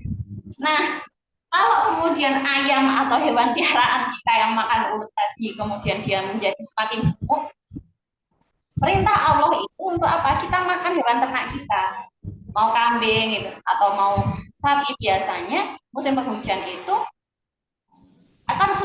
akan tumbuh subur rumput-rumputan dan juga sayuran, tetapi tidak tahan lama kalau sayuran ya. Itulah sunatullah atau pengaturan Allah yang Masya Allah. Kemudian ada lagi di beberapa bagian itu Allah ciptakan, Allah datangkan onsewu. Mungkin ada yang pembahasannya berbeda ya. Laron, apa ya bahasanya laron itu? Kalau di sini namanya laron, mungkin di Maluku namanya apa ya? Saya ini. Jadi yang biasa terbang kalau misalkan habis musim penghujan, itu yang biasanya terbang di dekat lampu yang sayap itu. Biasanya kalau orang desa itu juga diambil gitu kan, kemudian dimakan, digoreng atau dipeyek gitu kan, kalau bahasa di sini. Itu sebagai sumber protein. Nah, itu Allah datangkan kepada makhluknya, manusia yang paling dia sayang itu tadi, protein hewani untuk menghangatkan tubuhnya itu yang di daerah yang tidak terjangkau dengan ikan atau mungkin nggak mampu beli ikan, nggak mampu beli daging, gitu kan? Maka ada itu sumber protein yang Allah datangkan, yang gratis, gitu kan? Ya meskipun untuk beberapa orang yang belum pernah akan merasa jijik atau bagaimana. Ada lagi di daerah yang kayak di Gunung Kidul, yang jauh dari jangkauan daging dan ikan. Ada lagi yang di hutan jati itu ada kayak kepompong, ulet jati. Ulet jati itu juga dimakan. Nah itu sebagai sumber protein hewani untuk menghangatkan tubuh di musim hujan. Nah itulah cara-cara Allah yang maha adil untuk bagaimana mendatangkan dan menjaga kesehatan tubuh daripada makhluknya yang paling dia sayang. Nah, artinya apa? Kalau kita kembalikan lagi bahwasanya Allah itu maha adil. Adilnya bagaimana? Kalau semua orang suruh makan daging, misalkan, ya nggak mampu beli daging, gimana dong? Gitu. Berarti masalahnya bukan dagingnya, tetapi kita lebih perlebar lagi bahwasanya kebutuhan tubuh itu bukan daging, tetapi lebih kepada protein hewani yang bersifat hangat. Itu bisa dari berbagai sumber yang sesuai kemampuan masing-masing. Kemudian ada lagi yang memang tidak mampu beneran untuk mengkonsumsi protein hewani, biasanya bagaimana? Misalnya musim penghujan, hujan kecil, itu enaknya gimana ya? Ini kita makan bobor apa makan sambal bawang? Nah, maka kita akan cenderung mencari yang pedas. Nah, itu adalah fitrah tubuh kita. Maka cabai itu bersifat panas, ya, panas pedas. Kemudian ada bawang juga, itu yang juga bersifat hangat. Maka saat kita nyambal bawang itu, Bun, sebenarnya kita adalah upaya untuk menghangatkan. Maka kalau misalkan menjauh sekali bagi yang sudah, maksudnya yang tidak anak-anak ya, kalau misalkan badan mulai meriang karena mungkin mau flu atau gimana, boleh dicoba Bun. Biasanya silahkan nanti goreng telur setengah mateng sambil itu nyambel bawang. Jadi bumbunya cuma cabai, bawang sama garam. Udah di sambal apa ya? Kalau di sini namanya sambal korek. Itu kemudian dimakan. Telurnya kalau bisa setengah matang aja. Nah itu nanti akan menghangatkan dan juga menaikkan energi. Insya Allah nanti di permukaan geges ya mau flu itu bisa tercover. Tapi kalau memang sudah agak butuh berapa tempat itu yang beda jahe. Baik, dan kembali lagi kepada musim penghujan. Bagaimana kita mempersiapkan itu dalam kehidupan modern kita? Maka yang harus kita pahami adalah menghindarkan atau mengurangi segala sesuatu yang kita konsumsi dan juga di dalam lingkungan kita yang kelebihan kaitan air, yang kelebihan air. Jadi kalau makanan itu apa yang mengandung air apa? Pasti buah dan sayuran kan. Tetapi apakah kita bisa atau kita direkomendasikan untuk tidak makan sayur? Misalkan saya nggak bisa, kalau misalkan makan sayur kayak ada yang kurang, nggak apa-apa Bun, tetap makan sayur, tetapi olahannya itu diongseng, dicah. Musim penghujan gini diongseng. Dikasih, bumbunya kan ada aos, ada daun salam. Nah itu semuanya mengering. Jadi kalau misalnya kita sayur hijau apa gitu kan diongseng gitu kan, diongseng bumbunya bawang merah, bawang putih, itu nanti cabai ya, kemudian tambahin lengkuas sama daun salam. Nah itu nanti akan jauh itu lengkuas sama daun salamnya itu kitanya membuang lebat atau mengeringkan lebih sedap juga gitu. Nah itu di musim penghujan untuk keluarga. Kalau kemarin waktu di musim kemarau mungkin protein hewaninya satu gitu kan. Untuk musim penghujan tambah imun ya, karena mumpung lagi murah nih ikan kan. Jadi nggak apa-apa Bun, kita cari yang murah-murah aja. Lagi musim ikan laut, lagi musim musim daging murah, kayaknya nggak pernah ya daging murah, dagingnya mahal terus.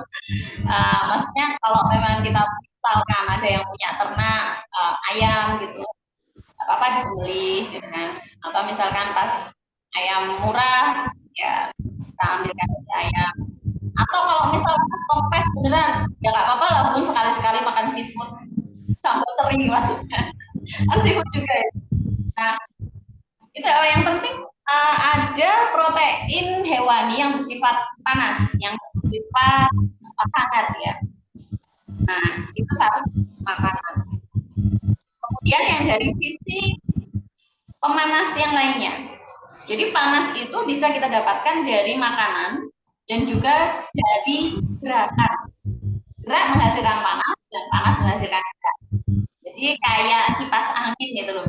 Kalau kipas angin terus-menerus dinyalakan, dia bergerak, terus lama-lama kan panas. Sama dengan tubuh kita. Jika kita kedinginan, itu biasanya kan, yo senam yo beneran. Yo senam yo beneran. Pergerakan kita itu yang akan menghasilkan panas tubuh kita. Makanya saat musim penghujan tiba, sempatkan, jadwalkan, prioritaskan untuk bergerak. Karena itu yang akan membuat tubuh kita menjadi lebih hangat dan sirkulasi udara selain makanan yang memang bersifat hangat.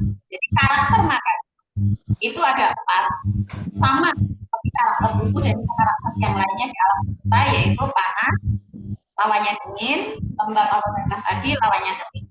Makanan pun juga sama. Nah nanti bagaimana kategorinya dan seterusnya, insya Allah kita akan bahas lain waktu. Nah, jadi mungkin itu ya Bun ya. Untuk musim penghujan ada 2 tips kita, yaitu perbanyak protein hewani, sajian keluarga dengan protein hewani. Karena protein hewani itu sifatnya lebih hangat. Kemudian jika nyayur atau membeli sayur mungkin ya, atau mungkin ART-nya banyak nggak mau besok buat lagi. Menyajikan sayur, itu olahannya ubah, jangan yang berkuah-kuah, tetapi tongseng atau dicak. Itu akan jauh lebih aman untuk kita.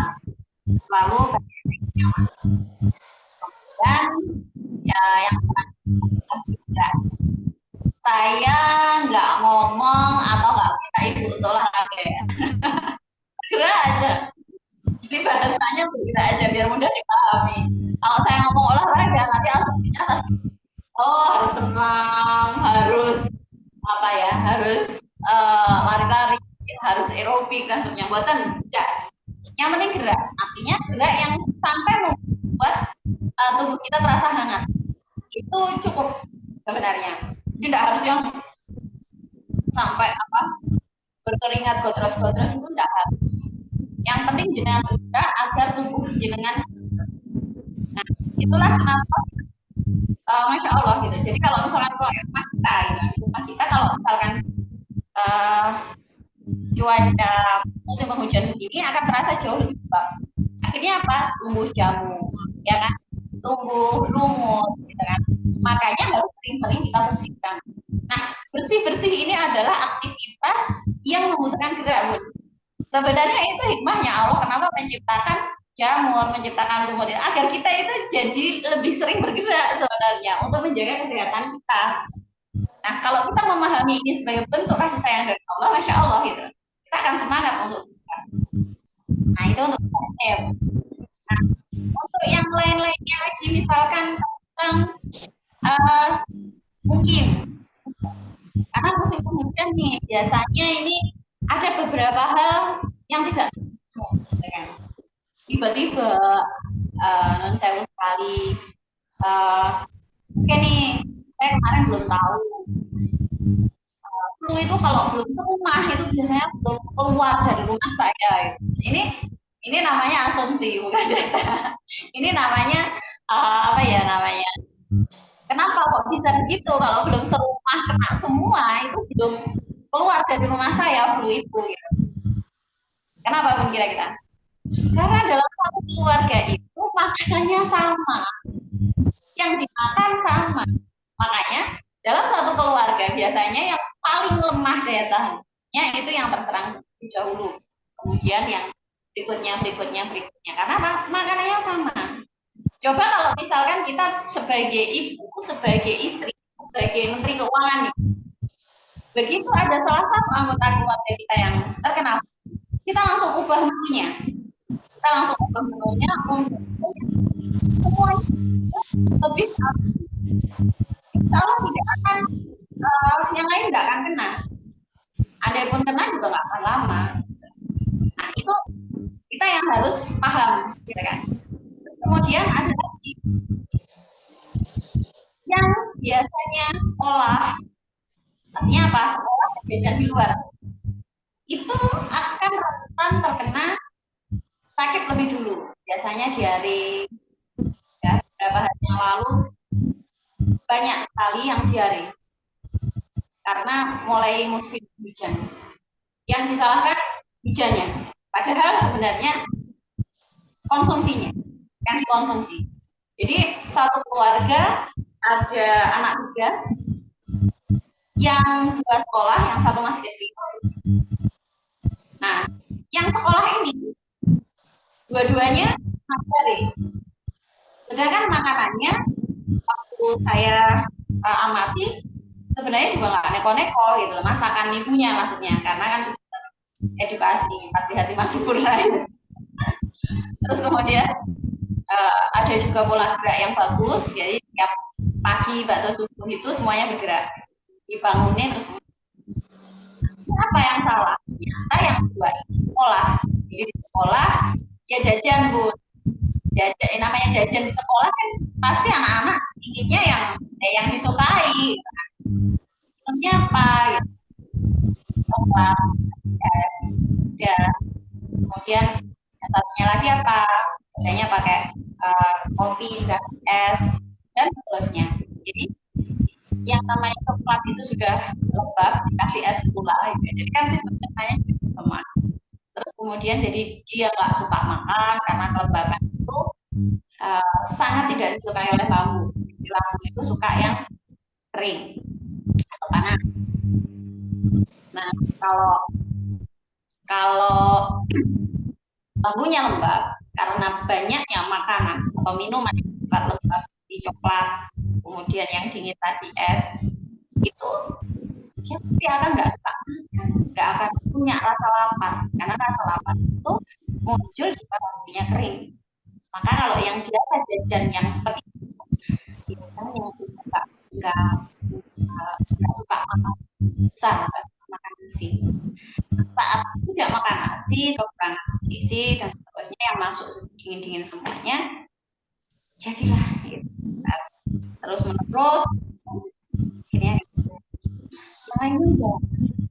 Itu abinya enggak, uminya enggak, terus babynya yang masih enggak, bebek saja, dan itu aja kakaknya ini sekolah di sekolah yang sama, jajannya ya begitu-begitu aja. Nah artinya apa? Kita juga sebaiknya mengedukasi anak-anak kita. Jadi kalau musim penghujan itu adik atau kakak baiknya jajannya yang ini ya, atau jajannya sebaiknya dari bahan ini ya. Karena apa? Nanti kalau kakak beli yang dari bahan ini, biasanya kakak nanti akan sakit. Artinya apa? Biar tidak menjadi doakan kita ibu ya nanti. Nanti dikiranya mendoakan anak sakit. Kalau sudah teredukasi Bunda, insya Allah anak-anak kita nanti akan lebih bijak, akan lebih tahu bagaimana menjaga kesehatannya. Jadi kalau kita terapkan itu, kita repetisi ya, kita ulang-ulang pada anak kita, anak kita pun juga akan memahami. Jadi seperti anak-anak saya itu edukasi untuk minta apapun atau jajan apapun, biasanya tanya dulu sambil melet, gitu kan. Kalau periksanya kita pakai lidah ya, jadi sambil melet, Mi, aku boleh beli es krim, gitu kan. Mi, aku boleh beli apa sebelah atau apa gitu kan, jajanan-jajanan. Nah itu dia sudah bisa mengira-ngira gitu, mana yang boleh, mana yang enggak. Kalau misalkan nih, oh dia belum boleh, ini masih ya udah aku nyapu dulu, ya udah aku senam dulu kayak gitu. Nah itu adalah upaya untuk menjaga panas tubuhnya agar tidak tenggelam oleh es krim tadi gitu. Jadi dia sudah tahu itu butuh riadoh ya, kalau yang belum pernah itu butuh latihan untuk mengedukasi keluarga kita. Nah itu bukan anak-anak aja, termasuk non sewu bapaknya anak-anak juga gitu loh. Artinya suami kita pun juga itu juga perlu edukasi pelan-pelan aja, nggak apa-apa. Nanti ubah menyesuaikan dengan penjelasan yang lebih logis. Nah itu insya Allah nanti akan lebih teredukasi. Gitu ya. Nah ini sudah pukul 9 lebih. Gimana ini ada tanya jawab atau buatan? Ada kita kasih waktu berapa? 21.30 atau bagaimana? Silahkan yang mau tanya jawab. Kalau jika ada pertanyaan nih, monggo silahkan aktifkan mikrofonnya. Boten kita lanjutkan periode yang akan datang. Silakan. Silakan. Atau angkat tangan, silakan. Bagi yang ingin tanya atau ada yang ditanyakan, silakan.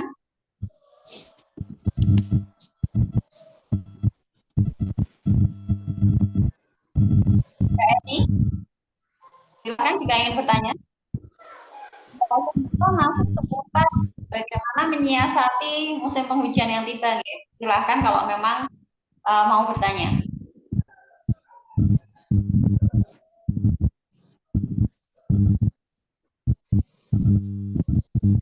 Baiklah.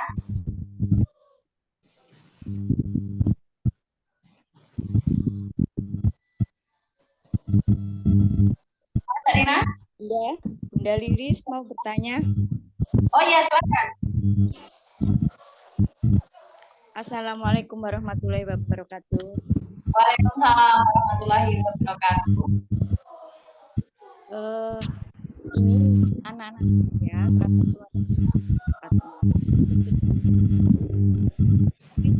silakan, Bunda Wiwin ya? Iya, dari Tulungagung.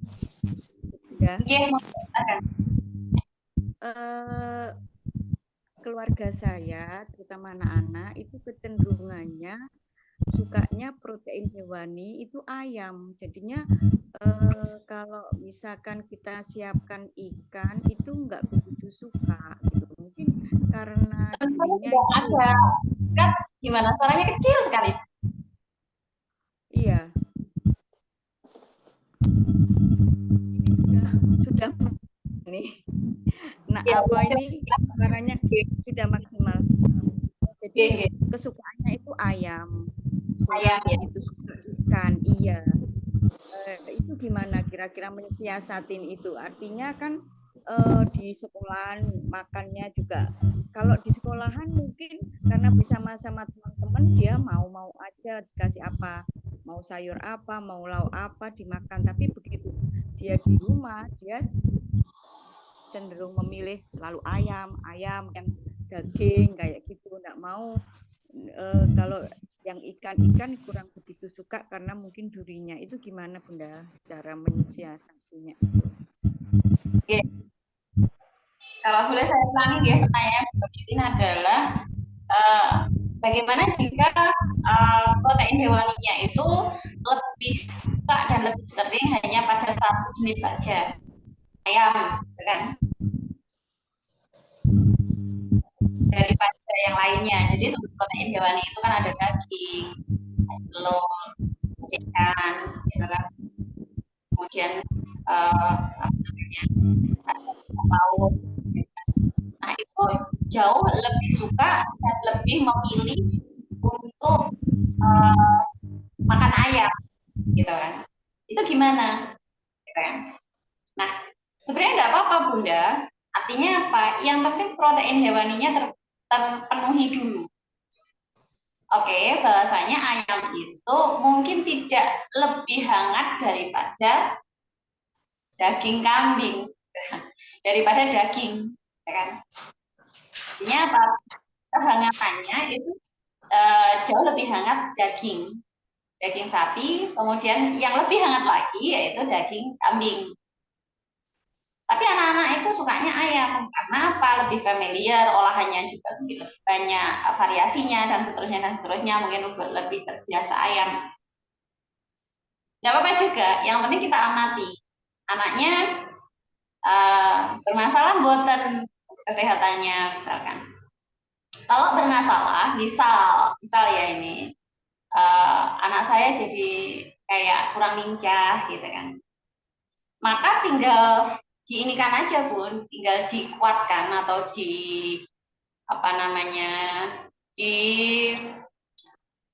ditambahi panasnya.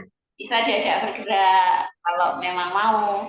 Kalau boten bisa dibuatkan minuman yang lebih hangat lagi. Kayak minuman yang berasal dari rempah yang hangat kayak jahe, serai, kemudian ada kayu manis dan cengkeh dan seterusnya. Itu sifatnya hangat. Bisa kayak wedang uwuh itu loh Bun. Nah, itu direbus kemudian anak-anak disuruh minum. Artinya jamu-jamuan yang bersifat hangat itu sangat membantu. Nah, mungkin kalau susu gimana? Ya, kalau susu, baik. susu. Kalau susu, ya pertanyaannya adalah kalau susu. Susunya susu apa ini? Kalau susu sapi, apapun mereknya dan apapun turunannya, kalau bahan bakunya susu sapi, itu sifatnya, karakternya lebih dingin daripada susu kambing. Jadi susu itu sifatnya lembab karena ada kayak lengket-lengketnya, kayak lengket-lengket gitu kan. Nah itu kalau susu sapi itu lebih dingin daripada susu kambing. Jadi susu kambing itu lebih hangat gitu. Jadi kalau lembabnya susu itu bersifat lembab hangat. Sebenarnya bersifatnya lembab hangat, hanya saja kalau susu sapi itu tidak lebih hangat dari susu kambing. Susu kambing itu lebih hangat lagi daripada susu sapi. Nah, lebih hangat lagi, yang paling hangat itu susu unta. Nah, kalau hewan atau tumbuhan sebenarnya karakternya atau sifatnya bisa kita lihat dari hidupnya. Jadi kayak sapi itu kan dia tidak banyak bergerak. Makanya ya di rumput-rumputan aja. Tapi kalau kambing itu dia lebih aktif bergerak. Makanannya juga bukan rumput saja, tetapi ada yang daun-daunan juga mau. Nah, kalau unta gimana? Unta di padang pasir bisa hidup gitu kan. Terus kemudian makanannya Masya Allah gitu loh. Hampir semua yang yang diberikan bisa dia makan. Makanya dia sifatnya jauh lebih panas. Kalau susu, jika musim penghujan begini, baiknya ya, itu kalau misalkan keluarga itu geraknya kurang, saya lebih menyarankan divariasi dengan susu kambing. Nah itu nanti bisa diselang-seling gitu, diselang-seling. Kalau misalkan minum susu sapi itu di musim penghujan justru malah jadi masalah. Biasanya itu kayak diare ya Bun. Kalau dari biasanya kembung, diare. Dihentikan aja. Kalau misalkan anak-anak itu diganti minuman lain yang memang tidak terlalu lembab gitu. Misalkan dia suka air gula, udah kasih aja air gula, nggak apa-apa. Atau kalau sudah dewasa ya amannya air putih hangat aja atau jahe hangat, nggak apa-apa. Ngaten ya Bun, Insya Allah. Jadi kalau misalkan ayam nggak apa-apa Bu, yang terpenuhi ininya yang kebutuhan proteinnya daripada enggak sama sekali. Kalau misalkan bisa dimasukkan ikan dalam bentuk olahan yang lainnya, atau mungkin Bunda perlu variasi menu ya agar anak-anak betul, ya. Oke, monggo nanti bisa lihat di YouTube atau di mana agar anak-anak suka gitu kan. Atau mungkin daging harus diolah dulu gitu kan. Nah, silahkan. Jadi kalau misalnya enggak masalah, lebih suka ayam. Mungkin ada wacana bahwa ayam itu begini begitu dan seterusnya. Tapi secara sunatullah, ayam itu diciptakan oleh Allah itu di ayam kampung ya. Kita pembahasannya yang di sini. Ayam itu dia bergerak. Dia bergerak, kemudian dia dikawini jantannya, dia kemudian bertelur, dia makan makanan yang ada di sekitarnya, gitu kan. Tetapi hari ini ayam yang kita makan kebanyakan yang dari pasar itu, yang bukan ayam kampung, itu dia cuma diem, ya kan? Kita lihat hidupnya, ayam itu cuma diem, makanan datang, kemudian dia kayak overweight gitu kan, jadi sampai berdiri aja susah umur-umur tertentu. Terus kemudian jangankan terbang, jangankan lari-lari, cuma jalan aja kesusahan karena saking berat tubuhnya. Maka energinya yang ayam broiler atau ayam yang kita makan biasanya itu energinya jauh lebih sedikit daripada ayam kampung. Nah, kalau ayam kampung kan masih lari-lari, kemudian nyucuk, matokin kerikil lah, apalah yang ada di depannya, terus kemudian jalan-jalan gitu kan. Kadang-kadang juga tarung kayak gitu. Jadi ada gerak fisiknya, jadi energinya lebih besar. Kalau ayam kampung, Bunda. Nah, itu biasanya ayam kampung juga dibuahi oleh jantannya. Beda dengan ayam petelur. Ayam petelur kan nggak ada lembaganya di telurnya. Jadi dia cuma bertelur aja, tapi kalau bentuknya telur, tetapi di dalam kuning telurnya tidak ada lembaganya, tidak ada benihnya. Makanya kenapa untuk nutrisi atau sumber energi, penambahan sumber energi, yang direkomendasikan adalah kuning telur ayam kampung. Karena apa? Asumsinya adalah telur ayam kampung ini keluar dari hasil pembuahan jantan. Jadi kayak ibarat kita ada bayinya, ada bayinya ayam di sana. Nah, itu kalau ditelan, kita telan itu kayak makan bayinya ayam. Bayinya apa ya? Ya lembaganya itu tadi yang mengangkat energi. Jadi kalau orang tua zaman dulu biasanya itu kan sering sekali gitu kan, nelan kuning telur ayam kampung, atau kalau misalnya buat jamu-jamuan itu jadi ditambah kuning telur ayam kampung. Beda sekali dengan telur yang hari ini, yaitu telur yang tidak ada lembaganya. Nah, nutrisinya juga sifatnya hangat yang kuning, tetapi untuk energinya tetap lebih berisi telur ayam kampung. Gitu ya Bun, Bunda Wiwin, semoga semakin ini. Insya Allah, Okay. insya Allah. Jazikillah khairan katsira. Baik ya, Kim. Monggo silahkan, ada lagi atau kita lanjutkan kan depan? Silahkan bagi yang ingin bertanya untuk di on-kan mikrofonnya. Atau angkat tangan ya, ada format angkat tangannya. Baik, silakan. Masih ada waktu sekitar 10 menit.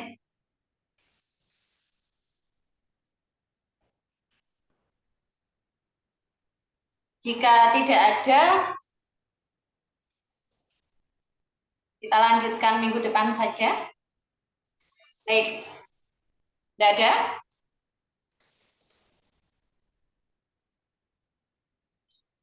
Baik. Alhamdulillah, kajian holistik malam ini insya Allah membahas bagaimana menyikapi cuaca yang sedang berlangsung hari ini, yaitu musim penghujan, banyak air dan juga kelembapan berlebih. Nah, kita tadi ada 2 poin, yaitu yang pertama tentang makanan, kebutuhan tubuh terhadap makanan yang bersifatnya hangat, itu terdapat di protein hewani, dan juga minuman yang bersifat hangat dan menghangatkan, bisa jadi dari jahe, kemudian serai, cengkeh, dan seterusnya, itu padu boleh. Terus kemudian bergerak, 2 aja ya. Jadi 2 poin itu yang untuk membuat tubuh kita lebih hangat, lebih panas, kemudian sirkulasi darah di tubuh kita lebih lancar. Insya Allah itu dulu. Sekali lagi karena keterbatasan waktu ya, mohon maaf tadi ada molor karena ya itu tadi.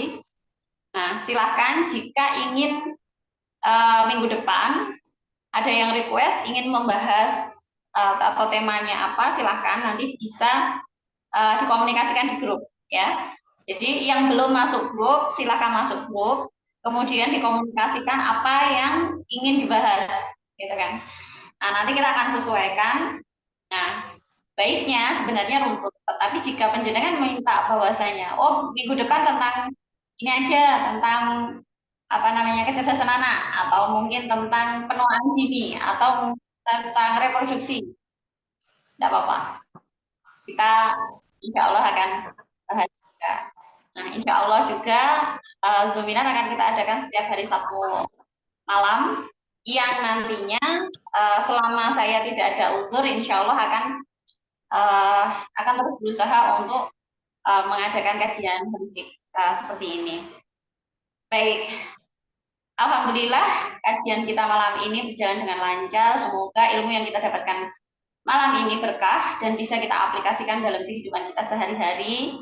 Ya Bun ya, mohon dengan sangat yang sudah mengikuti Zoominar ini untuk mencoba mempraktekkan apa yang kita dapat malam ini, agar apa? Agar saya juga mendapatkan jariah dari penjenengan.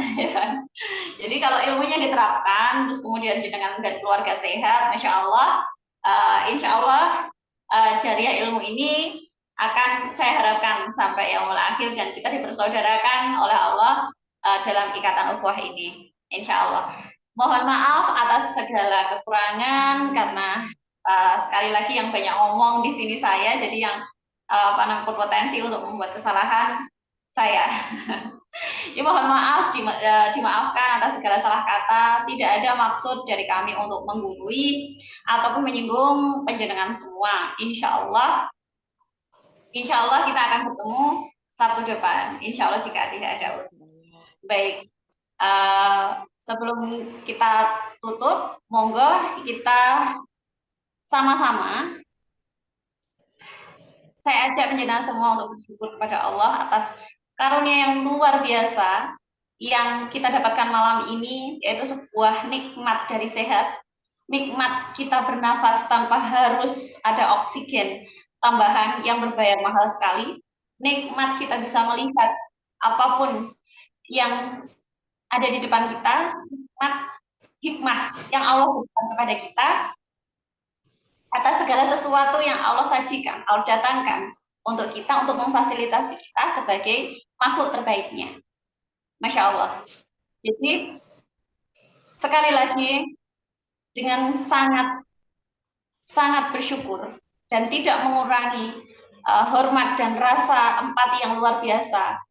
Monggo kita panjatkan doa juga agar saudara-saudara kita di Palestina yang sedang berjuang mempertahankan dan memperjuangkan Islam diberi kekuatan oleh Allah, diberi kemampuan untuk tetap menegakkan tarbiyah Islamiyah di sana, dan kita yang di sini menjaga rasa syukur dan juga mensupport doa dan yang lainnya yang bisa kita lakukan. Baik, monggo kita akhiri kajian malam ini dengan bacaan